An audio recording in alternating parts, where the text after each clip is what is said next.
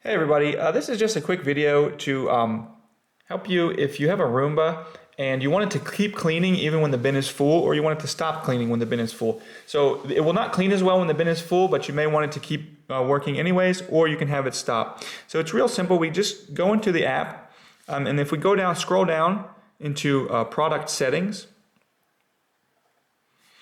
then we can click on cleaning preferences. And from cleaning preferences, there's we can change the bin full behavior, and we can choose to have it keep cleaning when the bin is full, or we can have it that it will not do any cleaning. And you might have even just heard it beep. So it will no longer clean when it feels the bin is full, or I can just keep it cleaning when the bin is full. So like I said, when the bin is full, it will not clean as well. But it will still clean some if you want it to keep doing that, or if you want it to just not clean because it can't clean as well, you can change that in the settings as well. So anyways, hope this video helped you. Thanks a lot for watching. Have a great day.